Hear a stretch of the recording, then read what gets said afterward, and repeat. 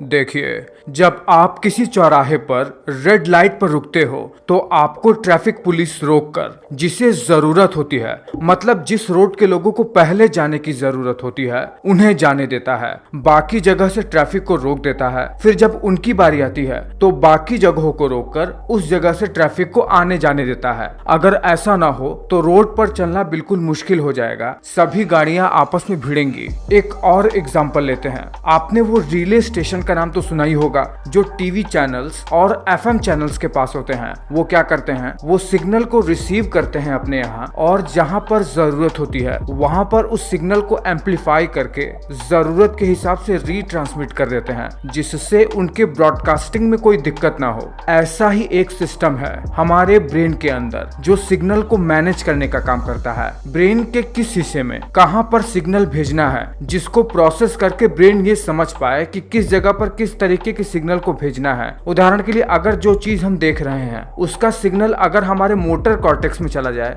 बजाय visual cortex के जाने के, तो हम किसी चीज को देख ही नहीं पाएंगे। ब्रेन उस सिग्नल को प्रोसेस ही नहीं कर पाएगा। और ये जो सिस्टम है जो ये निर्णय लेता है कि कौन सा सिग्नल कहाँ जाएगा ब्रेन में, ये एग्जीक्यूट करता है हमारा थैलेमस। देखिए, अब आपको जिज्ञासा तो होगी ही कि थैलेमस हमारे ब्रेन में होता कहां पर है, तो आप बिल्कुल 3D में इसका लोकेशन देख लीजिए। यहाँ पर है हमारा थैलेमस, दोनों हेमिस्फीयर में एक एक। और अगर आपको इसका लोकेशन 3D में जानने में दिक्कत हो रहा है तो आपको इसका लोकेशन दिखाते हैं ब्रेन के कोरोनल स्लाइस में। देखिए, ये है ब्रेन का कॉर्पस कैलोसम, जो कि ब्रेन के दोनों हेमिस्फीयर को जोड़ता है। उसके नीचे है ब्रेन का लेटरल वेंट्रिकल, मतलब ब्रेन के खाली जगह, और उसके ठीक नीचे ये दो अंडाकार जो चीज आप देख रहे हैं, यही है वो हमारा थैलेमस। देखिए, थैलेमस हमारे ब्रेन में ग्रे मैटर का ही मास होता है, लेकिन जब हम इसको करीब से 3D में आकर देखते हैं तो हम पाएंगे कि इसके बीच में थोड़ा सा व्हाइट मैटर भी होता है,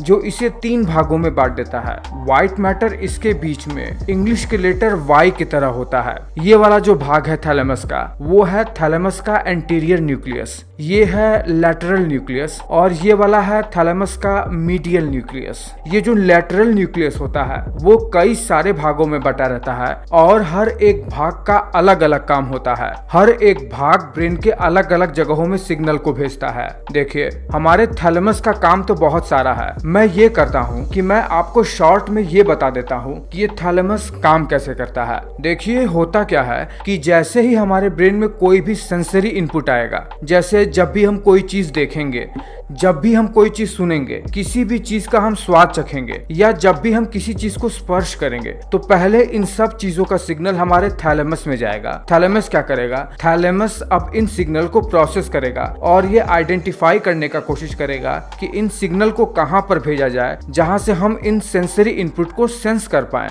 देखिए, थैलेमस क्या करेगा, जिस भी चीज को हम देख रहे हैं उसके सिग्नल को विजुअल कॉर्टेक्स में भेज देगा। जिस भी चीज को हम स्पर्श कर रहे हैं उसे सोमेटोसेंसरी कॉर्टेक्स में भेज देगा। जिस भी चीजों को हम सुन रहे हैं उसके सिग्नल को ऑडिटरी कॉर्टेक्स में भेज देगा। और ऐसा होने पर ही हम किसी भी सेंसरी इनपुट को सेंस कर पाएंगे, सिवाय सूंघने के, क्योंकि थैलेमस का हमारे ऑल्फैक्टरी बल्ब से सीधा कनेक्शन नहीं होता है, इसीलिए स्मेल को थैलेमस प्रोसेस नहीं करता है। देखिए, क्योंकि थैलेमस का ये जो सर्किट होता है वो हमारे ब्रेन के कॉर्टेक्स रीजन से बहुत ही स्ट्रांगली कनेक्टेड रहता है, इसीलिए हम किसी भी चीज को सेंस कर पाते हैं, या हम कोई भी काम करने के लिए मोटर इंपल्स भी भेज पाते हैं। और चूंकि हम ये सब काम कर पाते हैं, मतलब हम सेंस कर सकते हैं, किसी भी तरीके का एक्शन ले सकते हैं, इसीलिए हम कॉन्शियस हैं। और इसीलिए ये कहा जा सकता है कि थैलेमस हमारे कॉन्शियसनेस के लिए सबसे ज्यादा जरूरी चीज है। इस वीडियो में मैंने आपको एक बहुत ही ज्यादा इंपॉर्टेंट नॉलेज बहुत ही शॉर्ट में देने का प्रयास किया है।